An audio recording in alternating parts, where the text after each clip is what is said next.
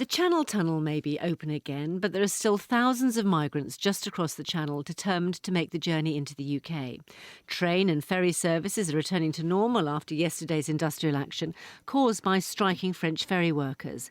Amid the disruption, accusations that French police told truck drivers to let migrants on board. Peter Davis, who runs an importers and exporters business in Lincolnshire, had 5 lorries stuck in Calais as a result of the industrial action. There is absolutely no security for any of the lorries crossing between Calais and Dover. The problem has got so bad now that I believe that the French police just put their hands up in the air and said, we can do nothing about this, therefore we're just going to let it go on. I mean, yesterday they were advising our drivers, open the backs of your lorries and lock your cabs and certainly don't get out.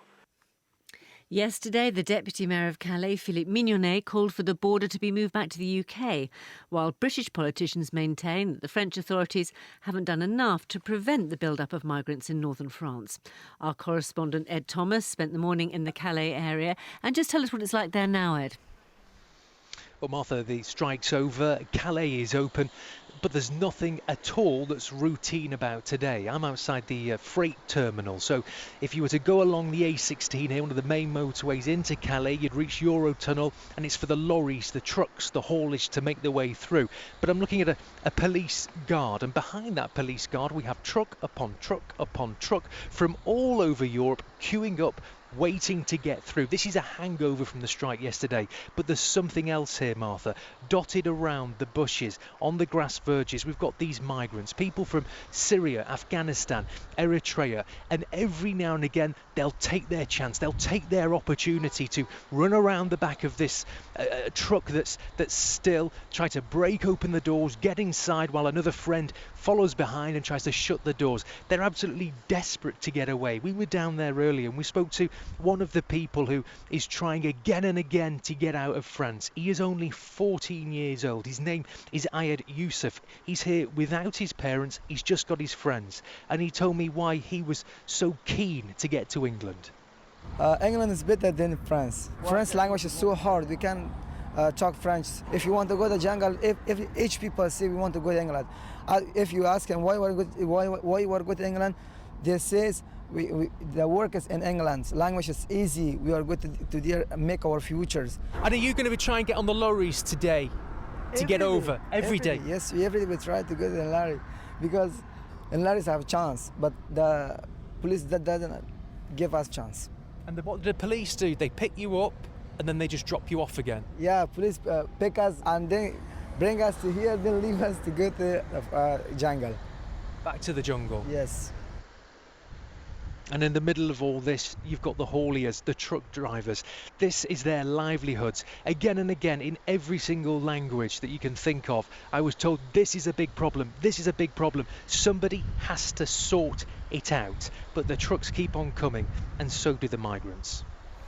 Ed Thomas, thank you. And the jungle is, of course, the nickname for one of the illegal camps. The authorities have struggled with this problem for years. Should people be allowed to sleep rough in squalid conditions, or should facilities be built with the risk that that could attract more migrants? The first camp to be set up, called Sangatte, was opened by the Red Cross and French government in 1999. It was intended to house refugees sleeping rough. It began to be seen as a staging post for illegal immigrants who wanted to come to the UK. In 2002, the French and UK governments made a deal to close the camp. Britain agreed to take in around 1,200 refugees. This is David Blunkett, the then Home Secretary, announcing the deal. In order to prevent any further difficulty, we will close the camp, and the United Kingdom, as I always said we would, will take our fair share of those who would otherwise seek entry to the United Kingdom. But despite Sangatte's closure, illegal camps continue to spring up. More migrants travel to Calais, their ultimate aim to cross the Channel and get to the UK. Our reporter Andrew Bonford went there in 2009. The Afghans live here. They call it the jungle, a grim and squalid shanty town. So 20 people live in here? Yeah, 20. These shacks are made of wooden pallets, bits of corrugated iron, scaffolding and plastic.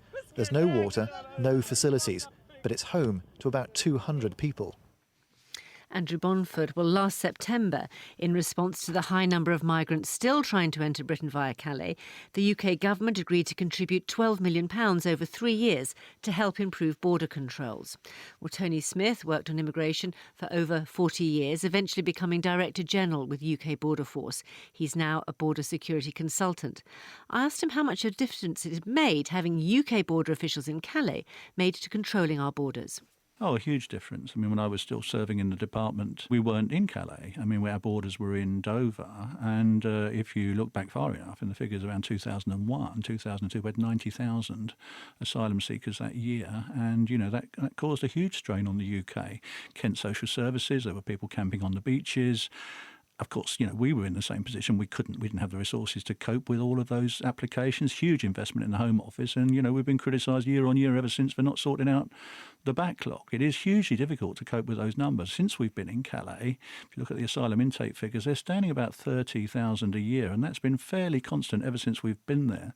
So I can't emphasise enough the strategic importance to the UK border to have juxtaposed controls in Calais and to work collaboratively with the French. Well, working collaboratively with the French may be an aim, but the Deputy Mayor of Calais is now saying that the border needs to be moved back to Dover. And you can understand why he's saying that, because he's responsible for the welfare of his people living in Calais. And can you imagine what this would be like if this was happening in one of our towns? I mean, it's hugely difficult for them. But actually, we have got an international agreement with the French. They operate in Dover as well. And so, you know, if the problem were on the other foot, they would be given the entitlement to have the vehicles fully searched and are given that facility in Dover. That Sangatte Treaty has been in place for a long, long time now.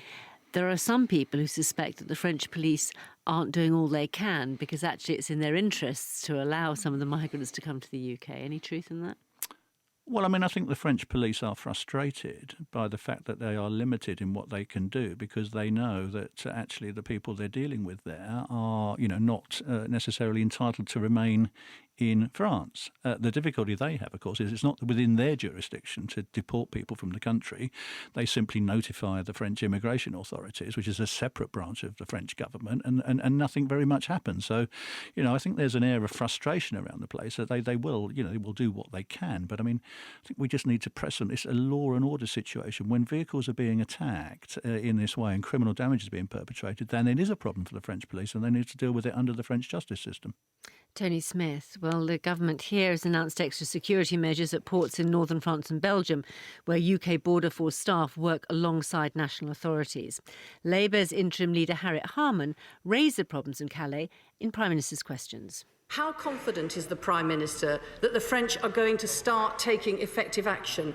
What's he doing to put pressure on them? And will he be raising it at the EU Council this weekend?